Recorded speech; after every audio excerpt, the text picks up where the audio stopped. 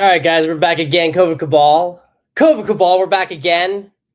I didn't put the title in this. What should I call it? I'm going to do this right now. COVID Cabal. Let's see here. COVID Cabal. I got this. Venezuela, Greenland, Iran, question mark. We got that. This will be a good one. Let me just get this going here. Not sure if I can change this at this point. All right, what's going on, guys? Hope you guys are watching. We got this on the COVID Cabal channel now. If you do not know about the COVID Cabal channel, I'm going to drop it in the chat right now. I'm going to drop it in the chat right now.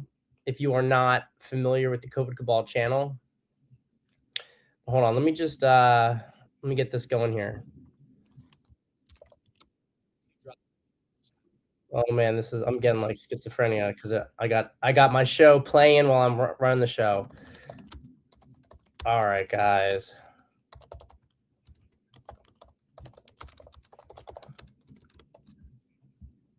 All right.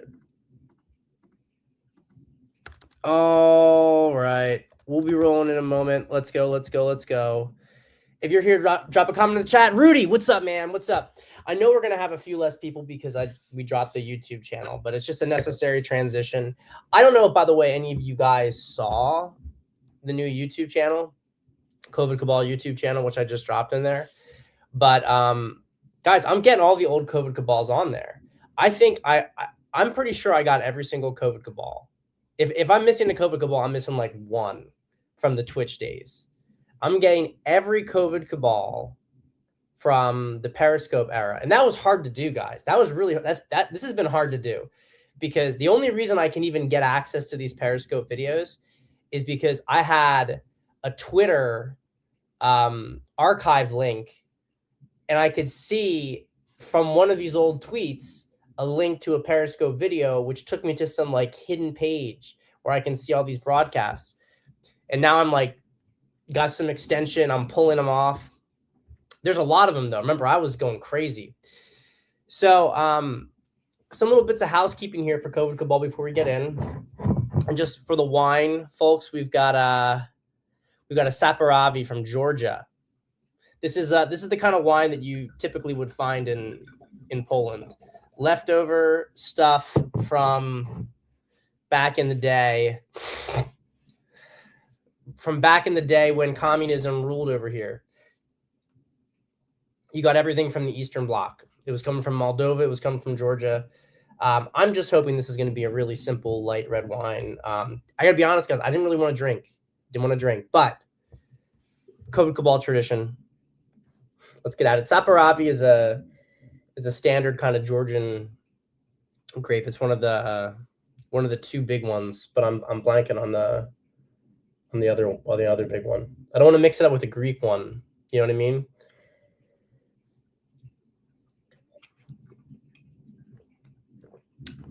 Kind of deep color. Really nothing. There's really nothing here. I knew there wasn't going to be anything special because I got it at a supermarket in Poland. But there is really nothing here. This tastes like a faintly dried raspberry. Whatever, guys. It ain't French, right? Romeo, my man, you got better stuff than me tonight. I got a disappointing bottle right here. And I bought a white too, so I'm sure the white's gonna be bad as well. No, but guys, I wanna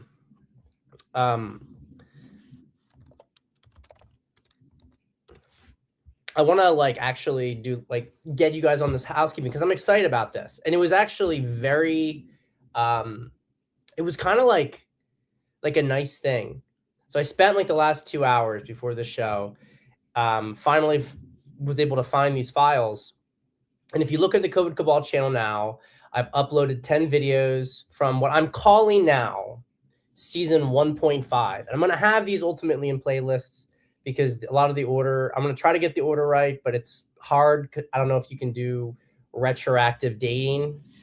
The thing is, I'm kind of in a bind because I was calling everything that I did after prison with COVID Cabal since Trump was elected. I've been calling that COVID Cabal season 2. And I get why I'm calling it season 2, because we're sort of like approaching the energy consistency of season 1. I mean, season 1 was its own beast, right? But I just kind of said, oh yeah, and then there's that intermediary period we did some videos. Well, I'm looking at it, and actually, I'm pretty sure I did decent numbers of videos all the way through what looks like to me November 22. And I'm pretty sure I stopped then. And I can't find any other videos. That's what I mean. If there was one other one, I missed it. But I'm pretty sure I stopped at that point, because at that point I had a trial date set. I had a new judge. It was kind of like the walls are closing in sort of situation. And Twitch kept giving me problems. So anyway, so I'm going to call that season 1.5, because it was like an interlude. It was an interlude of sorts. But by the time this is done, COVID Cabal channel is going to have some really great stuff. My regular Pat Stedman channel, you're going to get all your dating relationship stuff there. I'm going to take down the COVID Cabals from there once they get uploaded to COVID Cabal channel. And we're going to have it nice and clean, guys, every Sunday, and maybe once in a blue moon another time. COVID Cabal, 2 p.m. Eastern on Sundays. Now, with that said, let's talk a little bit about what's going on, because it's happening, isn't it? Isn't it happening? You know, the thing that's so funny about this is you can predict something. You can talk about it. I mean, in some of these things we've been talking about for like literally 5 years, 6 years, coming up on 6 years, right? Romeo, that platform was called Periscope, and Periscope was shut down. Shut down August, I think. I think it was shut down in August of 21. I remember March of 21, but I think that they let it keep operating, and it didn't stop till August, because I have Periscopes through then that were not on Twitch, so that must have been. They integrated that in a lot of the technology that is currently. They did Twitter Live then, right? But Twitter Live was terrible. It didn't work, wasn't functional. So it's not until Elon actually made the live stream effective. So I had to move to Twitch, right? Especially because, you know, man, it was so bad. Like, I look back at it and I'm like, man, that was terrible. Those times were rough. Those times were really rough. You don't realize it as much when you're going through it, you know, especially if you're an optimist like me. But I look back now and I can be like, yeah, things are a lot better.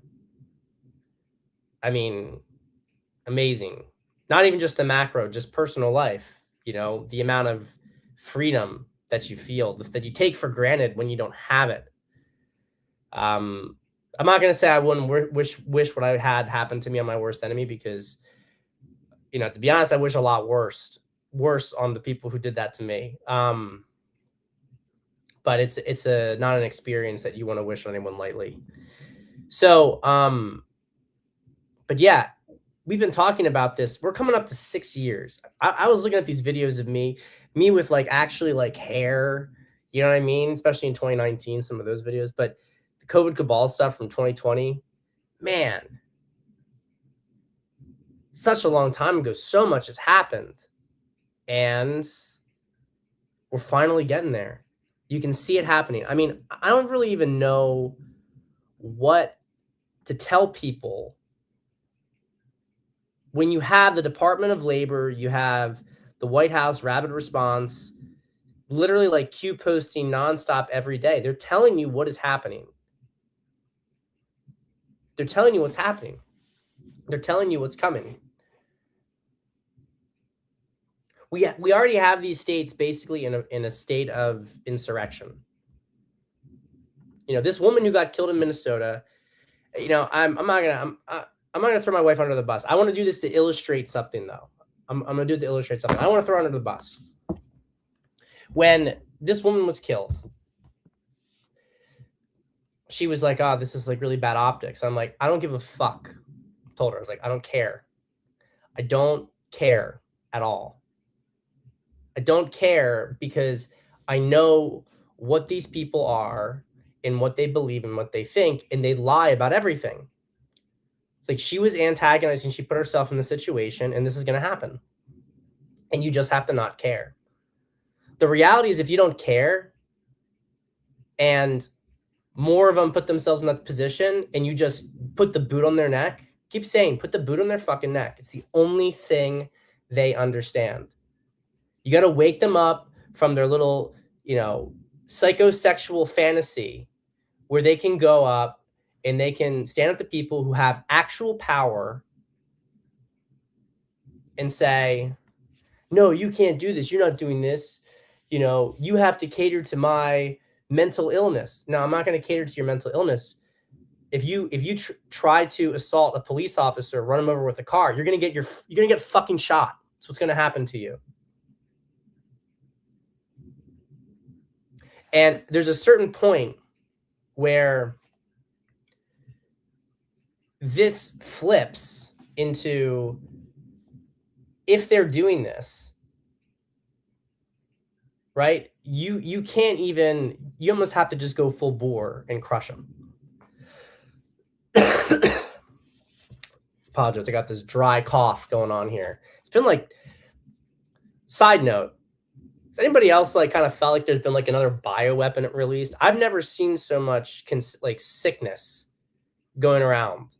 This is the worst sick period I've ever seen. I know it's a very cold winter, whether you're in the States or Europe, but wow, it's all over the place. And by the way, Fox, I agree with you about this. This is absolutely the case. That's really why they killed Periscope, because that's where so much of the stuff was going out. I mean, like people like this is like fucking paltry. This is sideshow stuff. And maybe we'll blow it up. Maybe we'll get it better. Maybe. But I mean, those who were there for Code Cabal, like I'm looking at these Periscope streams, it's like comment after comment, like nonstop comments. Like I was like a fucking streamer. I was the real deal. Now I'm like some fucking backwater. It's a backwater show.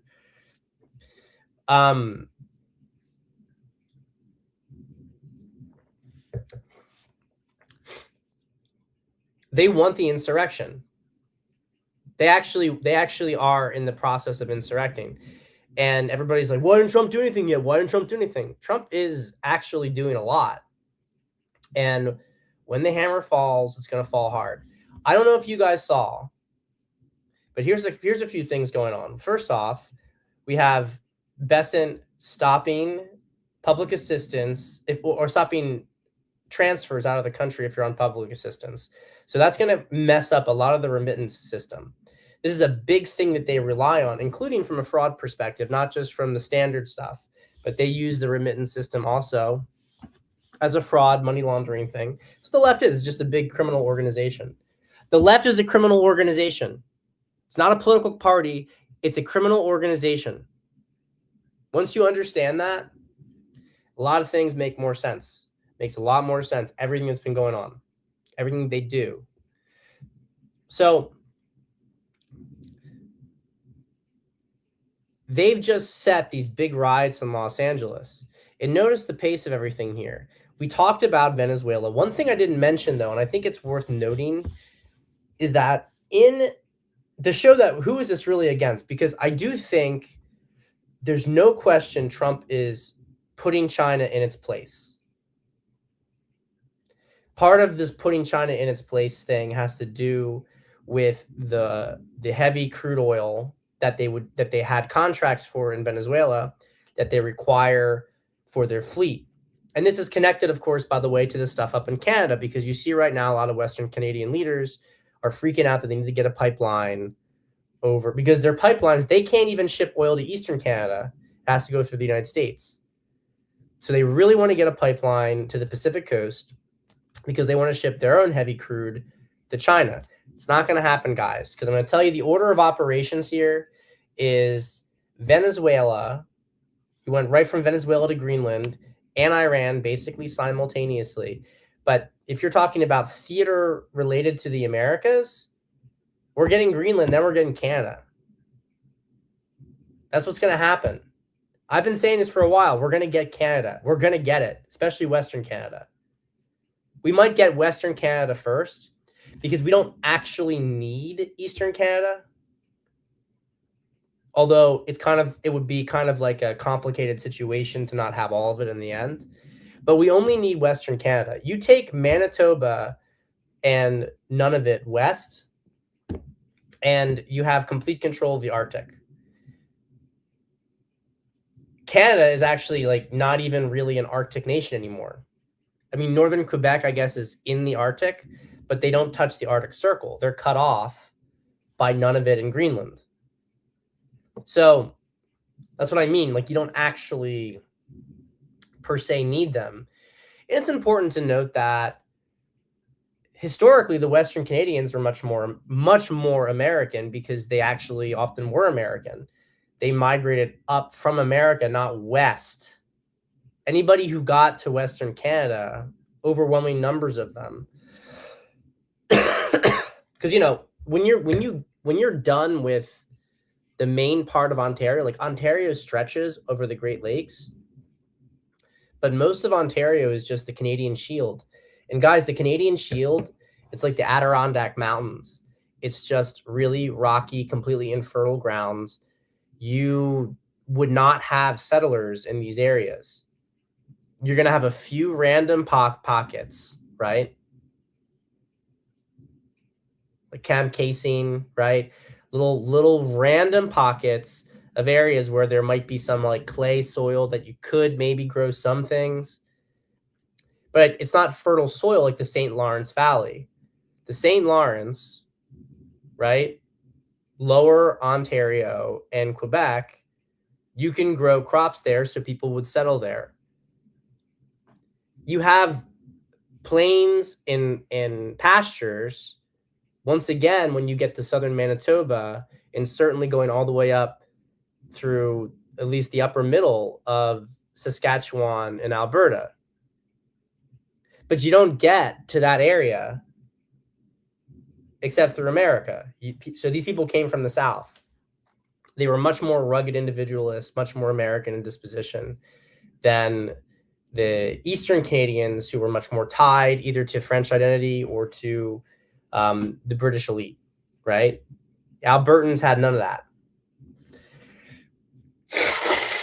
So I'm just telling you what I'm seeing.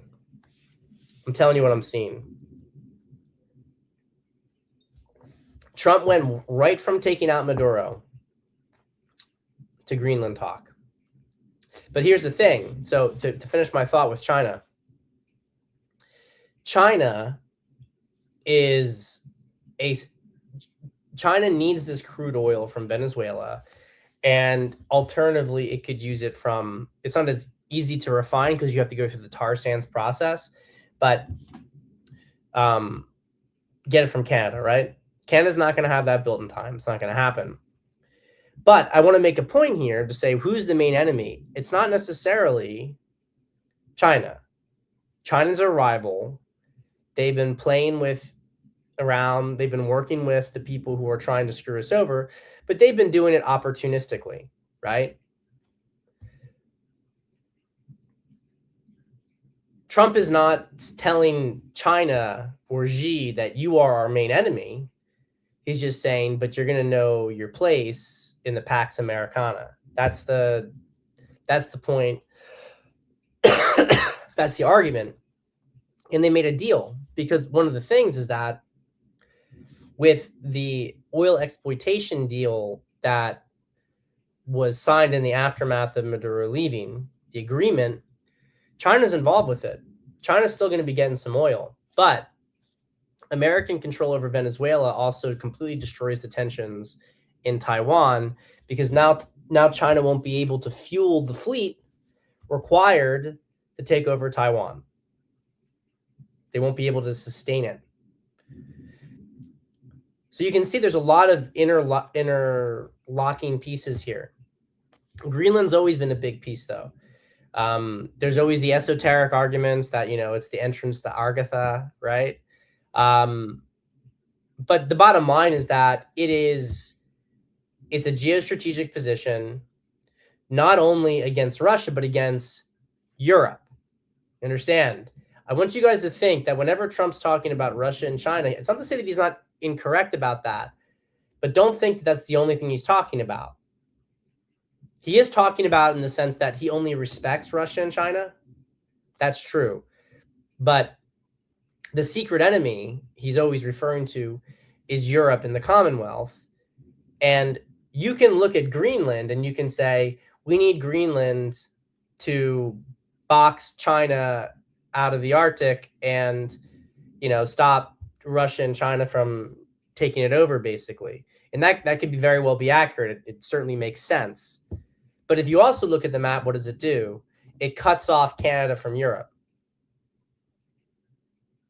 It creates a pincer movement around Canada.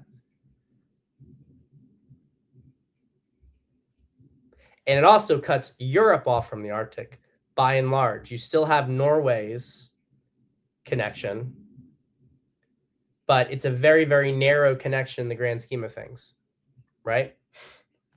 Romeo, you're asking, chance of taking Iceland too, had a big base there in the 80s. I do not see any us taking over Iceland. Iceland actually is a populated place, first off, unlike Greenland, unlike northern Canada.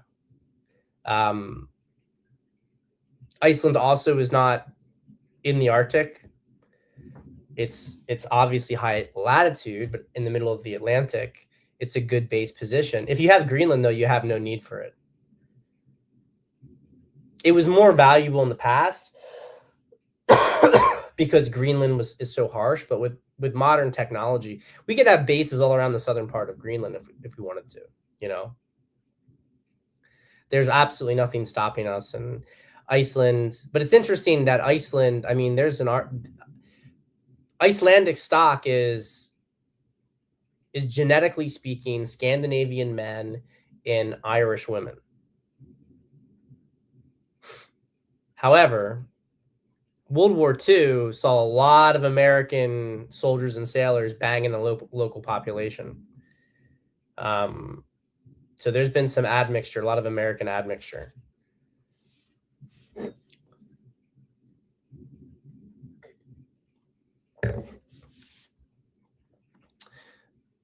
Ribola Giala. I don't know exactly what this is. I don't exactly know the wine. Is it from northwestern Spain? Because that's what it kind of reminds, but it's not exactly the regions I know. It's similar to that. Ribeiro, right? That's one of the regions in Galicia, Spain. I don't know though. Tell me where it's from. It's Italian. I don't know anything about it. But it sounds like 10.5% alcohol tells me it's a local production. It's a local table wine, which is great. Light alcohol wine is beautiful. It's my favorite kind of wine. So let's talk about some of the things that happened with this Venezuela raid, because I know a lot of you guys have seen this, but we got to talk about it. Because this is pretty profound. Because it tells us not only what's happening, what's going to be happening to the cabal, but it's actually giving us a glimpse into what comes after the cabal. And that's what I want to spend the end of this conversation talking about. So on the day of the operation, we didn't hear anything. This is a security guard, by the way. We didn't hear anything coming. We were on guard, but suddenly all our radar systems shut down without any explanation. The next thing we saw were drones, a lot of drones, flying over our positions. We didn't know how to react. So what happened next, interviewer said. How was the main attack? Security guard. After those drones appeared, some helicopters arrived, but they were very few. I think barely 8 helicopters. From those helicopters, soldiers came down, but a very small number. Maybe 20 men, but those men were technologically very advanced. They didn't look like anything we fought against before. Interviewer. And then the battle began? Security guard. Yes, but it was a massacre. We were hundreds, but we had no chance. They were shooting with such precision and speed, it would seem like each soldier was firing 300 rounds per minute. We couldn't do anything. Interviewer, and your own weapons, didn't they help? Security guard, no help at all, because it wasn't just the weapons. At one point, they launched something. I don't know how to describe it. It was like a very intense sound wave. Suddenly, I felt like my head was exploding from the inside. We all started bleeding from the nose. Some were vomiting blood. We fell to the ground, unable to move. And your comrades, did they manage to resist? No, not all, not at all. Those 20 men, without a single casualty, killed hundreds of us. We had no way to compete with their technology, with their weapons. I swear, I've never seen anything like it. We couldn't even stand up after that sonic weapon or whatever it was. Interviewer, so do you think the rest of the region should think twice before confronting the Americans? Without a doubt, I'm saying a warning to anyone who thinks they can fight the United States. They have no idea what they're capable of. After what I saw, I never want to be on the other side of that again. They're not to be messed with. And now that Trump has said Mexico is on the list, do you think the situation will change in Latin America? Definitely. Everyone is already talking about this. No one wants to go through what we went through. Now everyone thinks twice. What happened here is going to change a lot of things, not just in Venezuela, but throughout the region. So you can always say that this didn't happen. This is propaganda. Very effective propaganda, by the way, because we did complete the mission without a single casualty in record time. And hundreds of the guards were slaughtered. So very effective, very persuasive. Carolyn Levitt, the press secretary, retweeted this. Very important, she said, very important you read this account. I've actually heard, you never know what you're seeing online is true, but long-standing accounts who are very often critical, they can be a little bit doomer slop as far as I'm concerned. They've actually confirmed that this is what they've been hearing too, like military accounts. So those of you who were around for COVID CABAL for a while know that one of the big things was about, the secret space program, this whole, I want to recap this real quick because this is, I think, the most important thing. We can talk about what's happening next with Iran. Yes, Trump's trying to overthrow the government in Iran. The question is what's going to happen to Israel afterwards of that, because there are signs that Trump is moving against these people. I know some people will say differently about this, or this is a dog whistle. Haha, I don't give a fuck. That Trump is calling for a 1-year cap on credit card interest rates of 10%. That didn't make the Jews happy. And also, what do we have here? Let me make sure. Is this it? No, not that one. Lindsey Graham is going to be expedite halting U.S. aid to Israel after Netanyahu said he'd move to end U.S. assistance within 10 years. I still see Russia's expelling Israelis from the country right now. He's been more overt about stuff going on with Jews. So I'll just tell you like this. And I know that has to do with Israel and Iran access. That's at least on the surface. But I'm going to tell you that QOE said they're saving Israel for last. I do not see a good outcome for any kind of for this plan that they have, so to speak. I don't see a good outcome for it. Let's put it that way. You see these fires in Argentina. They are blaming it on Israel because Argentina passed a law last month that basically allowed you to get land at a quote unquote fire sale if there had been a fire, and now there's fires everywhere. There's Israeli munitions. Of course, anyone could set that up. I'm not claiming that in itself is enough to like assign guilt to Israel, because it's an easy thing to some extent to frame them for. But what I'm trying to tell you guys here is that we have a relatively predictable set of dominoes that are going to occur. You're going to have a sovereign wealth and bond market crisis in Europe. They're going to be fighting in the financial markets. They're going to lose. Okay. The next move that they're going to do is, as Trump is putting the, how do I put, what's the word I'm trying to use here? Europe is getting very isolated and feeling very powerless. They're trying right now to stop Trump from getting Greenland by putting NATO troops there, saying that this is a NATO base now.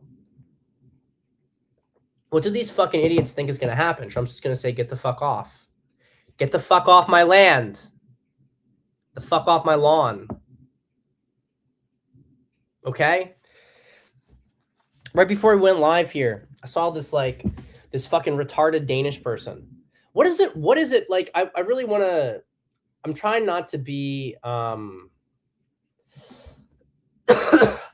just trying not to, you know, I love Europe. Okay. I love Europe. But what has happened to this continent is such an embarrassment. It's so embarrassing.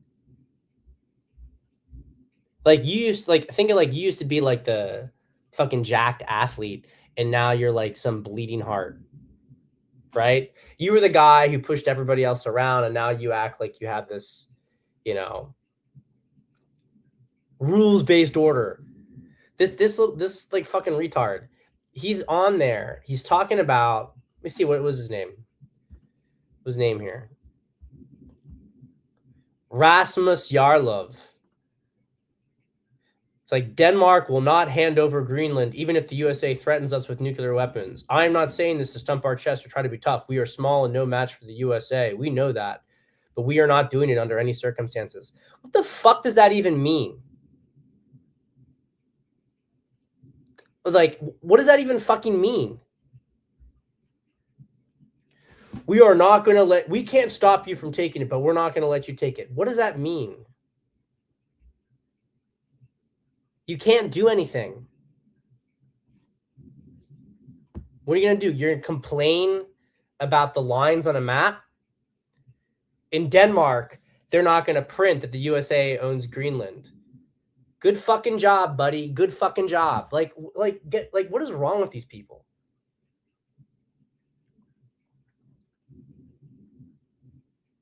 You guys have a lot of work to do on this continent. Why don't you try to clean shit up? It's such arrogance, moral superiority. But look,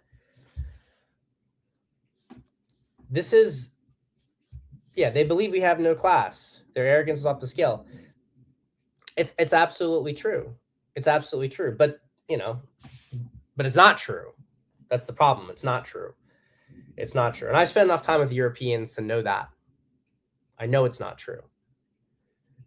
I'm not going to debate that much of America is extremely provincial. But sometimes, you know, to some extent, it's better to be a people who doesn't necessarily know about others, but isn't trying to to simply like know about places in the world and to feel cultured and to make you feel that you're better when you don't have any power. Like, it's more congruent to be like, yeah, I don't know about that place. It's not important to me. That's actually congruent. It's rude, maybe. It's ignorant. It's unlearned. But it's more real. It's more real. It's like, I don't have to care. I don't have to care about you. I'm not like that. I care. And I'm like, I know about all the obscure battles. Schleswig-Holstein, right? I know about the fights with over territory between Germany and Denmark. I know about all. But look, what I'm trying to say is there's a predictable trajectory going on here. The European financial market, when the European financial market goes under, you're going to start to see grassroots revolutions in Europe. That's what you're going to start to see happen. And the US is going to back them. Right now, we're going after Iran. We're taking Greenland. We're going to isolate and take Canada. They're already trying to step against it by doing stuff like this. UK, Canada, Australia discuss coordinated plan to block X. They're doing that because they can't stop information flows into their country. Keir Starmer is less popular than Maduro was. So we know it's not. We know it's not gonna end well, but we also know that around the same time, this confluence with the markets going down, and we've been talking about this for a long time. Broken clock, finally going to be right after saying these last few years. We know the European market's going to go down. They're going to use whatever financial weaponry they have to create an impact in the US. They're going to time that with the riots, like you're starting to see happen in Los Angeles. It's coming. The astrology indicates that we're going to have a lot of violence in the next month. Okay? So we're overthrowing the Iranian government, which, like the Venezuelan government, were hubs of money laundering. And so I feel like this is kind of a predictable pattern. I'm not trying to be like dismissive, but it's almost like it's not anticlimactic, but it almost is a little bit. Like, we're ready for this, guys. I'm just sucking in the Q posting. Trump's team's telling me, hold the line, Patriots in control. Nothing can stop what's coming. I'm here. I'm here for it. I'm here, sir. I've been here for a long time. I've been fucking here waiting. I've been here getting shot up. Waiting.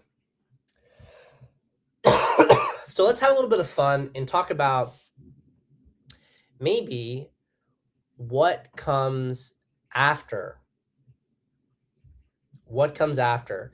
That's interesting, isn't it? What comes after? Oh, wait. All right. Let me do one more thing first, because I'm going to forget if I don't do it. Okay? I have to talk about Dan Bongino. Or because that's that. I can't miss that window of opportunity, and then we'll spend the last 10 going over what's coming. So this was like a big thing with Dan Bongino when he left. Everyone was like, it's a sign, he couldn't do anything. He couldn't reform the FBI. That wasn't my take. Now, Brian Cates here has an interesting take. He's saying that Bongino was his hatchet man. He identified who needed to be fired. The shakeup was finished. The hatchet man leaves. I don't know if that's true. I don't know if that's true. I'm saying that. I don't know. I don't know if that's true. But I will tell you this last line here, his job was done, so he left. I do agree with that. I don't know what Dan Bongino's job was. I don't think that Tom's point, I don't think he's strongly identifying with it. I think he just threw it out there offhand that like Dan was offered the job as like a political concession for his support getting Trump elected. I don't think Dan really loved the job, wanted to have the job. It wasn't, he had a comfort zone, and leaving your really popular show to be deputy FBI director and get shit on every single day by people in the media on your side is not really fun or rewarding, especially when you can't talk about what you're actually doing. I don't think that that's what it was. I think he trusted Dan. He wanted Dan to do a job. Maybe it was to look in there and purge people. It's plausible. But what I'll tell you is this. Whether Dan left now because his job was finished, or whether he left because maybe, just maybe, and this is my theory on it.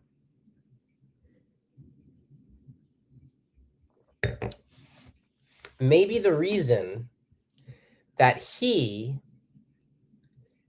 left to go back to his show is because somebody is going to have to talk about and explain what's happening from the inside. Now, he won't be able to necessarily confer confidential information. Let me just put it this way. Let me rephrase this. You don't just leave an intelligence agency. You just don't. This is everything, I'm going to retire. Okay, yeah, go ahead, retire. A month later, you get a phone call. You know what I mean? We need you to do this. Hey, I told you I'm retired. Yeah, I know. But you got to do this. You got to do this. You're never out. Once you're in there, you're never out. So I would say that if Trump is going to sign the Insurrection Act, if there's going to be tons of indictments, again, I don't know order. Is it automatically Insurrection Act? Or is it just indictments now? I mean, guys, I hate to say it. I'm going to throw this out there, and I hate to sound like any kind of backtracking, but we might get those indictments now, but maybe he doesn't sign the Insurrection Act until the midterm elections. Maybe the midterm elections, he lets them dangle. They're getting crushed because they're all getting indicted. Obama, everybody, they're indicted. And then they throw an insurrection. I don't know. That's not what my heart tells me, that it's going to go that long. I just don't.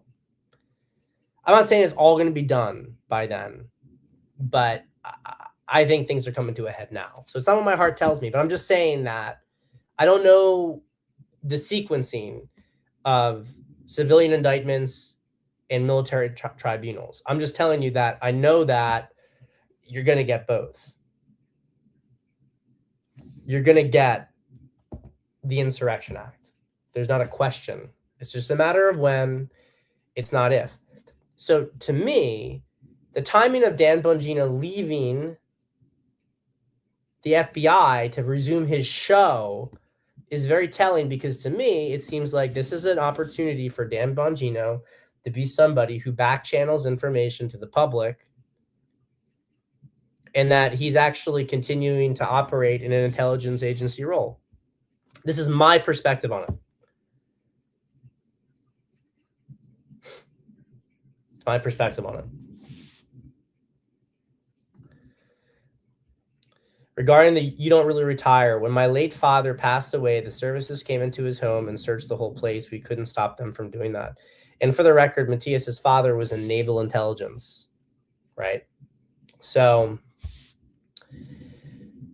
Matthias, why don't you drop in the chat a little bit about Argentina and the stuff that's going on there with the fires. We'll try to cover that. Throw that in there.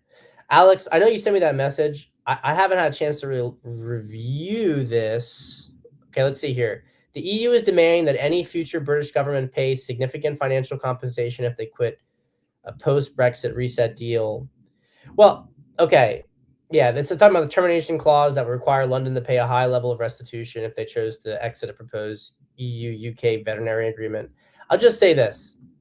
I don't really take any of this stuff seriously, because the EU and as well the British government right now, whole point, of course, of Keir Starmer Labour is to bring Britain back into the EU. Whether or not it has to be official doesn't matter. They just care that the infrastructure is there, that they don't ever really leave. You're still linked together. So the whole premise of this is to block someone like Farage from being able to actually pull Britain away from the EU completely. But to me, the EU is just like, it's a bunch of sound and fury signifying nothing. Like, it just doesn't fucking matter. Doesn't matter. Doesn't matter. You're going to find somebody something, they don't have to pay it. They're not like, I know I'm being a little bit flippant here, and I'm not saying there isn't any damage, but the damage is going to go both ways. Like, the EU is in this death spiral of regulation and taxation and trying to demand through financial warfare that other countries play by rigged rules for no reason. And as they're doing this, they're impoverishing their population. The Ukraine war is a great example of this. They can't sustain it. It's not a sustainable situation. So it's just like, to me, it's the same thing as Keir Starmer saying, we're monitoring the situation in Greenland to get involved. Like just shut the fuck up, you fucking retard. What are you going to do? What are you going to do about it? This is what I think is really so important. And again, I want to zoom out big picture here. Okay?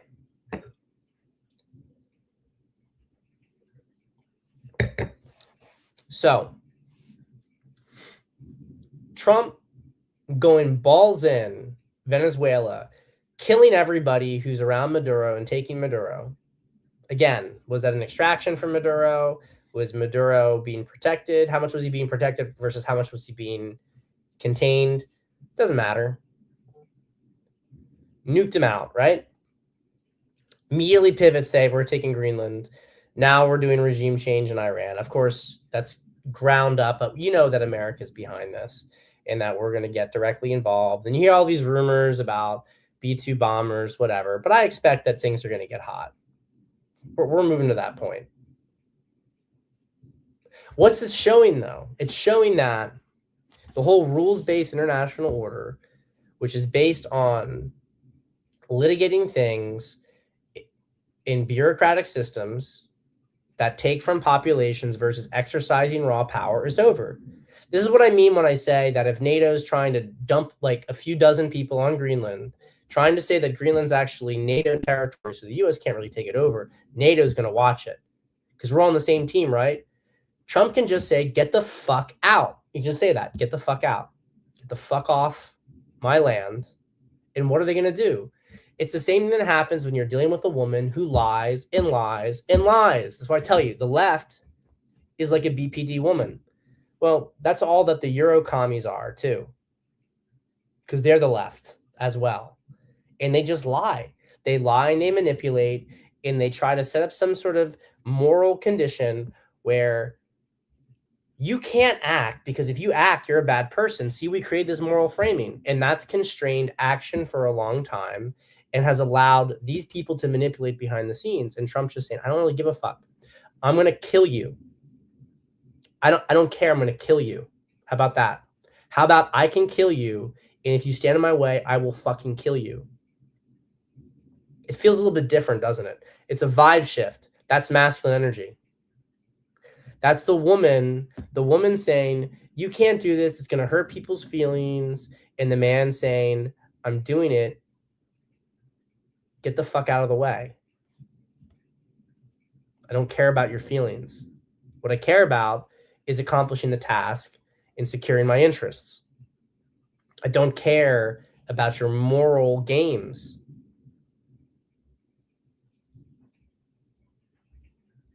So that's where we're at with this. Now, I don't think it's in the heart fundamentally of European people to be like this. It's just like a slave morality situation. They have no power because of the way that their leaders have run things, like passive aggressive women. Often they are women. And that's going to, I think remigration is going to bring back the European heart. And we're going to get some of this stuff back. But I want to talk about, just real quick, last 5 minutes, what is the real thing coming down the line? Because the cabal is toast, guys. It's toast. It's done. Timing, sequence. You're being told what's going to happen. You're being told that there's going to be military deployed. The big guns are going to take care of these things. But what you're also seeing in the process is that we have weapons that we have not been using. We are on a different technological basis than we realize. The whole breakaway civilization thing, guys, those of you who were back there like 2016, 2017, 2018, remember that first Joe Rogan with Alex Jones? That first one, he did 3 during that period for Trump's first term. But that first one, man, that fucking broke the world open. It's all real. Everything we've talked about since season 1 COVID Cabal was real. It was absolutely real.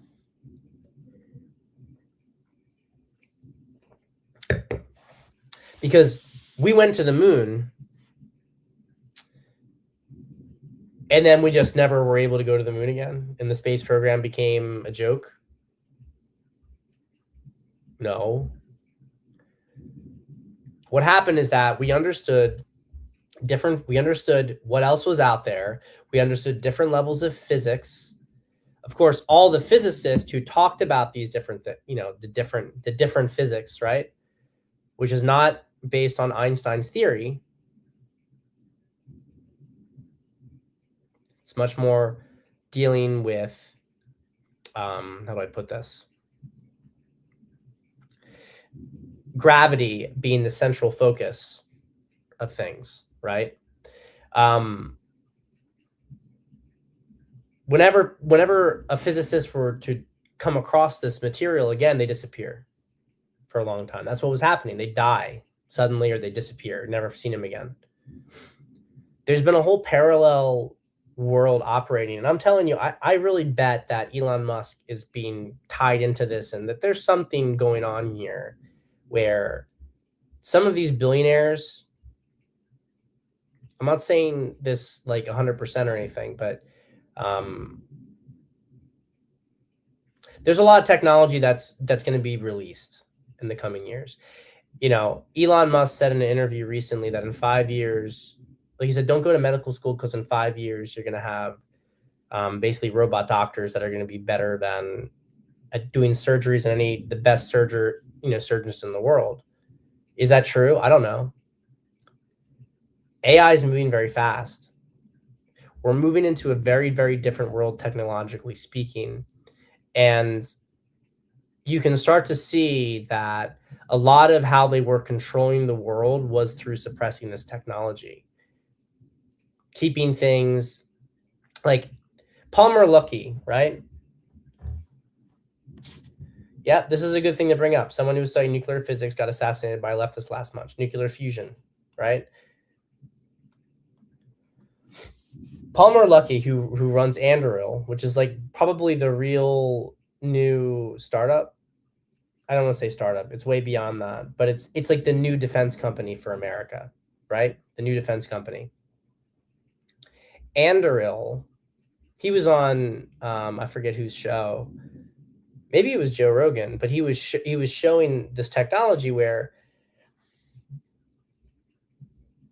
the helmets that the soldiers are wearing, you can see through between drones and other people, you can see through behind walls, you can see where other people are, where enemies are. So it's like everybody's like a hive mind. They have 360 view of situations. There's no way that thermals can, you can't hide. People were making these comparisons like this US raid against Venezuela was equivalent to when Cortez came to Mexico, right? Saw the Aztecs. Similar technological slaughter. And if that's the case, and we are starting to release these things that have been developing behind the scenes, part of the overthrowing of the cabal is the release of these technologies. This is the stuff we talked about ever since 2020, and this is actually happening. You can see it happening. They're talking about it happening. The question is, what does that world look like? This is the fight in front of us. But you better believe that what's going on next with the tech world's going to get very wonky. And I think it's going to get wonky even by the summer. I think this is the first year where you're going to really start to feel the heavy effects. Because here's how it works with astrological transits like Pluto and Aquarius, independent paths, unconventional ways of living, individualism, right?